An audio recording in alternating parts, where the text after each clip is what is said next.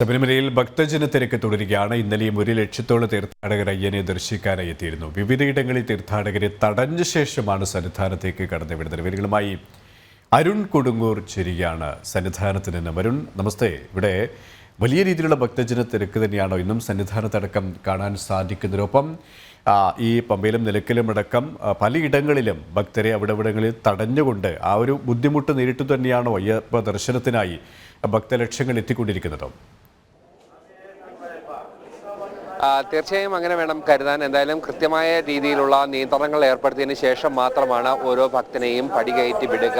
അതിലേറ്റവും എടുത്തു പറയുന്നത് എന്തായാലും കഴിഞ്ഞ 3 ദിവസങ്ങളിലായി 90,000-ത്തിലധികം ആളുകളാണ് സന്നിധാനത്തേക്ക് എത്താനായി വെർച്വൽ ക്യൂ വഴി ബുക്ക് ചെയ്തത്. അതോടൊപ്പം തന്നെ സ്പോട്ട് ബുക്കിങ്ങും അതോടൊപ്പം തന്നെ മറ്റൊരു പുൽമേട് വഴിയുള്ള യാത്രയും, അങ്ങനെ 3 ഇടങ്ങളിലൂടെയുള്ള തീർത്ഥാടകരുടെ ഒരു കാര്യങ്ങൾ നോക്കുകയാണെങ്കിൽ 1 ലക്ഷത്തിലധികം തീർത്ഥാടകർ ഒരു ദിവസം സന്നിധാനത്തേക്ക് എത്തുന്നു എന്നാണ് പോലീസ് കണക്കാക്കുന്നത്. അതുകൊണ്ട് തന്നെയാണ് ഇത്തരത്തിലുള്ള നിയന്ത്രണങ്ങൾ ഏർപ്പെടുത്തിയേ മതിയാകും. ഇനി വരുന്ന 3 ദിവസങ്ങളിലും മണ്ഡലപൂജ സമയത്തേക്ക് എത്തുകയാണ്. ഈ 3 ദിവസങ്ങളിലും വലിയ രീതിയിലുള്ള ഒരു ഭക്തജന തിരക്ക് ഉണ്ടാകും. ഈ ദൃശ്യങ്ങളിൽ കാണുന്ന പോലെ തന്നെ മണിക്കൂറുകൾ ക്യൂ നിന്നാൽ മാത്രമേ ശബരീശ ദർശനം സാധ്യമാകുന്ന ഒരവസ്ഥയിലേക്ക് കാര്യങ്ങൾ എത്തൂ. അത് ഏറ്റവും പ്രധാനപ്പെട്ടത് പമ്പയിലും ഇലവങ്കിലും നിലയ്ക്കലും എല്ലാം തന്നെ തീർത്ഥാടകരെ തടഞ്ഞിടുന്ന ഒരു സ്ഥിതിവിശേഷമാണ് നിലവിലുള്ളത്. അതോടൊപ്പം തന്നെ പമ്പയിൽ നിന്നും ഇങ്ങോട്ട് വരുന്ന വഴികളിലെല്ലാം തന്നെ തീർത്ഥാടകരെ കൃത്യമായി തന്നെ നിയന്ത്രിച്ചതിന് ശേഷം മാത്രം സന്നിധാനത്തേക്ക് കടത്തിവിടുന്ന ഒരു സാഹചര്യമുണ്ട്. എന്തായാലും പോലീസ് പറയുന്നത് സന്നിധാനത്ത് ഉൾക്കൊള്ളാവുന്നതിൽ അധികമുള്ള തീർത്ഥാടകർ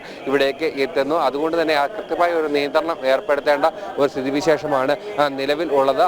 അത്തരത്തിലുള്ള നിയന്ത്രണങ്ങൾ ഏർപ്പെടുത്തിയാൽ മാത്രമേ മുന്നോട്ട് പോകാൻ കഴിയൂ എന്നുള്ള ഒരു കാര്യമാണ് ഇവർ മുന്നോട്ട് വെക്കുകയും ചെയ്തിരിക്കുന്നത്. എന്തായാലും വരും ദിവസങ്ങളിലും വരും മണിക്കൂറുകളിലും എല്ലാം തന്നെ തിരക്ക് വർദ്ധിക്കാനുള്ള ഒരു സാധ്യതയാണ് പോകുന്നത്. പക്ഷേ ഇപ്പോഴും ഏറ്റവും വലിയ പ്രതിസന്ധിയായി നിലനിൽക്കുന്നത് ഈ അടിസ്ഥാന സൗകര്യങ്ങളുടെ അഭാവം തന്നെയാണ് ഏറ്റവും വലിയ വിലങ്ങുതടിയായി നിലവിൽ നിൽക്കുന്നത്. കാരണം ഈ തീർത്ഥാടകരെ നിയന്ത്രിക്കുന്നു എന്ന് പറയുമ്പോൾ അത് വാക്കുകൾക്ക് അപ്പുറത്തേക്ക് അവർക്ക് വേണ്ട സൗകര്യങ്ങൾ പ്രായോഗിക തലത്തിലേക്ക് എത്തിക്കാൻ ഇതുവരെയും ദേവസ്വം ബോർഡിനും സർക്കാരിനും കഴിഞ്ഞിട്ടില്ല എന്നത് ഗുരുതരമായ ഒരു വീഴ്ചയാണ്, കുറ്റകരമായ അനാസ്ഥയാണ്.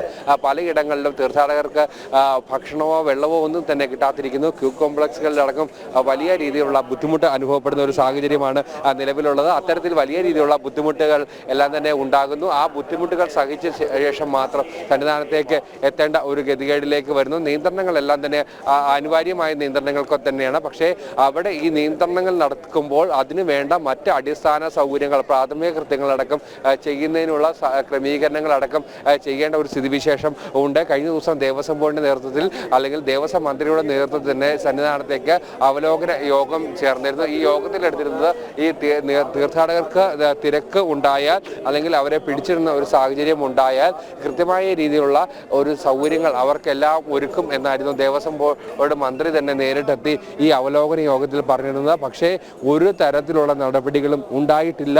വലിയ ബുദ്ധിമുട്ട് ക്യൂ കോംപ്ലക്സുകൾ അടക്കം പിടിച്ചിട്ടുകൊണ്ട് വലിയ രീതിയിലുള്ള ബുദ്ധിമുട്ടുകൾ തീർത്ഥാടകർക്ക് അനുഭവിക്കേണ്ട വരുന്നു. അത് വലിയ രീതിയിലുള്ള ഒരു പ്രതിഷേധമായി തന്നെ നിലനിൽക്കുകയും ചെയ്യുകയാണ്. അടിസ്ഥാന സൗകര്യങ്ങൾ ഒരുക്കുന്നതിൽ കുറ്റകരമായ ഗുരുതരമായ അനാസ്ഥ.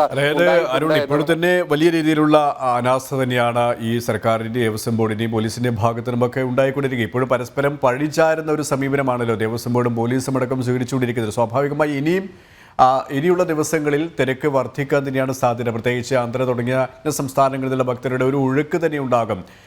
അപ്പോൾ മകരവിളക്കുമായി ബന്ധപ്പെട്ട വലിയ രീതിയിലുള്ള തിരക്ക് ഉണ്ടാകും. പക്ഷേ അത് മുന്നിൽ കണ്ടുകൊണ്ടുള്ള ഒരു സംവിധാനങ്ങളും സജ്ജീകരണങ്ങളും ഇനിയും ഒരുക്കിയിട്ടില്ല എന്ന് വേണം മനസ്സിലാക്കാനല്ലേ?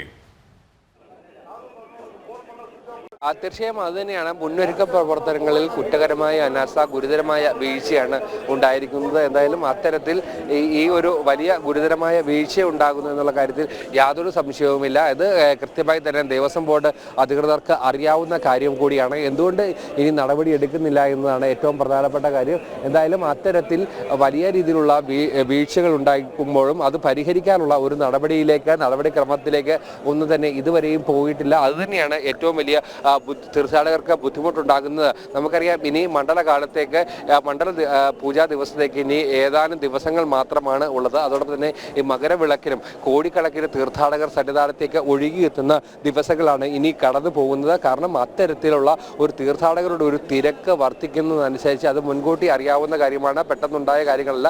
അത്തരത്തിൽ തീർത്ഥാടകരുടെ ഒരു തിരക്ക് കണക്കിലെടുത്തുകൊണ്ട് മുന്നൊരുക്ക പ്രവർത്തനങ്ങളിൽ ഉണ്ടായ ഗുരുതരമായ വീഴ്ച അതുതന്നെയാണ് ഇപ്പോൾ ഏറ്റവും വലിയ പ്രതിസന്ധിയായി നിൽക്കുന്നത്. തീർത്ഥാടകരെ പിടിച്ചിടുന്ന സ്ഥലങ്ങളിൽ അവർക്ക് വേണ്ട അടിസ്ഥാന സൗകര്യങ്ങൾ തന്നെ ഉണ്ടാകുന്നില്ല എന്നതാണ് ഏറ്റവും യാഥാർത്ഥ്യമായിട്ടുള്ള കാര്യം. പരമാവധി തീർത്ഥാടകർ പടികയറി വരുന്നു. കഴിഞ്ഞ ദിവസങ്ങളിലെല്ലാം തന്നെ പടികയറുന്ന തീർത്ഥാടകരുടെ എണ്ണത്തിൽ ഗണ്യമായ ഒരു കുറവ് എന്നതായിരുന്നു പറഞ്ഞിരുന്നത്. പക്ഷേ ആ പ്രശ്നങ്ങളെല്ലാം പരിഹരിച്ചുകൊണ്ട് മുന്നോട്ട് പോകുന്നതിലും ശരാശരി 1 ലക്ഷത്തിലധികം തീർത്ഥാടകർ ഇപ്പോൾ തന്നെ സന്നിധാനത്തേക്ക് എത്തുന്നു. ഇനി മണ്ഡലപൂജ സമയത്തേക്കും മകരവിളക്ക് സമയത്തേക്കും ആ തീർത്ഥാടകരുടെ എണ്ണം 2-3 ലക്ഷമാകാനുള്ള ഒരു സാധ്യതകളെല്ലാം തന്നെ ഉണ്ട്. ഈ മകരവിളക്ക് സമയത്തെല്ലാം തന്നെ തീർത്ഥാടകർ ഇവിടേക്ക് പർണശാലകൾ കെട്ടി മകരവിളക്കും മകരജ്യോതിയും എല്ലാം തന്നെ കാണാവുന്ന എല്ലാ ഇടങ്ങളിലും അവർ കാത്തിരിക്കും. അത്തരത്തിലുള്ള തിരക്ക് നിയന്ത്രണാതീതമാകുമെന്നുള്ള കാര്യത്തിൽ യാതൊരു തരത്തിലുള്ള സംശയമില്ല. ഇനിയെങ്കിലും ഈ കുറ്റകരമായ അനാസ വേടിച്ചുകൊണ്ടുള്ള അടിസ്ഥാന സൗകര്യം ഒരുക്കുന്നതിലുള്ള ഗുരുതരമായ വീഴ്ച പരിഹരിക്കണമെന്നുള്ളതാണ് ഏറ്റവും വലിയ ആവശ്യം ഭക്തർ മുന്നോട്ട് വെക്കുകയും ചെയ്തിരിക്കുന്നത്. സുരേഷ്, ഏതായാലും അരുൺ പറഞ്ഞതുപോലെ തന്നെ വലിയ രീതിയിലുള്ള തിരക്ക് തന്നെയാണ് സന്നിധാനത്തടക്കം അനുഭവപ്പെട്ടുകൊണ്ടിരിക്കുന്നത്. അതേസമയം തന്നെ മതിയായ കൃത്യമായ ഇടപെടൽ നടത്താൻ സജ്ജീകരണങ്ങളും സംവിധാനങ്ങളും ഒരുക്കാൻ ഇപ്പോഴും ദേവസ്വം ബോർഡിനെ സാധിച്ചിട്ടില്ല എന്നുള്ള യാഥാർത്ഥ്യവുമുണ്ട്.